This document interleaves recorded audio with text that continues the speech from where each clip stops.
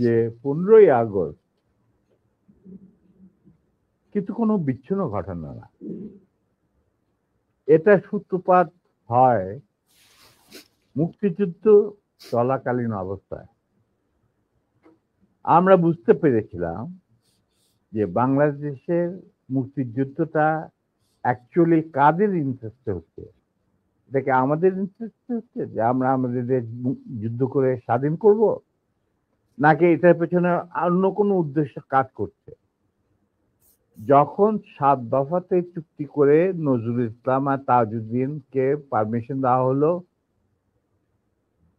To establish provisional government in Calcutta, এই 7টা clause পড়ে sign করার পর, দস্তখত করার পরে নজরুল ইসলাম সাহেব ফিট হয়ে পড়ে গিয়েছিলেন যে এটা তো একদম একটা দাস খত যে আমরা ক্রমান্বয়ে ভারতের একটা করদ রাজ্য, তারপরে একটা অঙ্গরাজ্য হিসেবে অঙ্গরাজ্যে পরিণত হবে বাংলাদেশ, হবু বাংলাদেশ। আর ওই joint declaration between Usmani and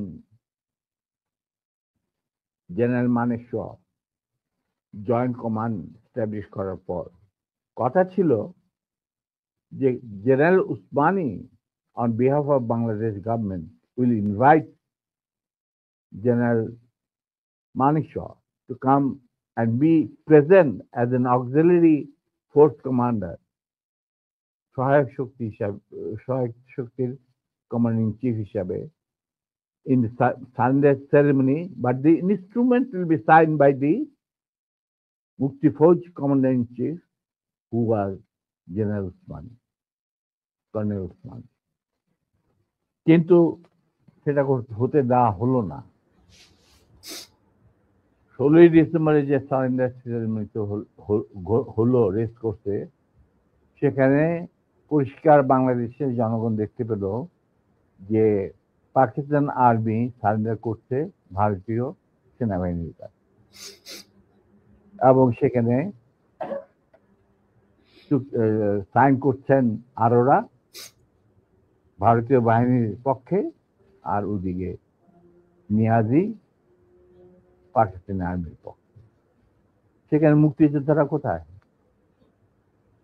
আমরা পড়ে থাকলাম ঝাড়ুদার হিসাবে ইন্ডিয়ান আর্মির রাস্তা পরিষ্কার করে দেওয়ার কাজে, বনে বাদারে।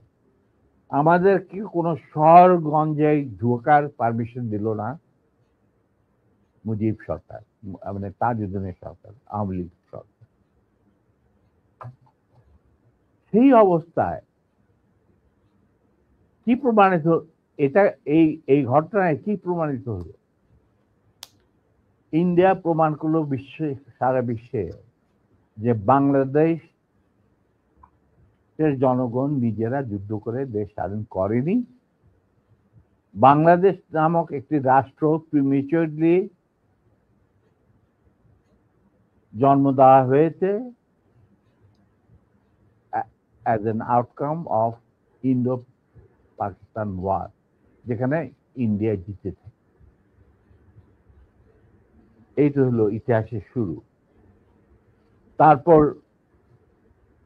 মুজিবকে যখন ছাড়া হলো, সে তো কিছুই জানতো না যে দেশ স্বাধীন হয়েছে, কোনো মুক্তি ফৌজ বলে কিছু ছিল, হাজার হাজার লোক দেশচ্যুত হয়েছে, প্রাণ হারিয়েছে, কি জানতো। সে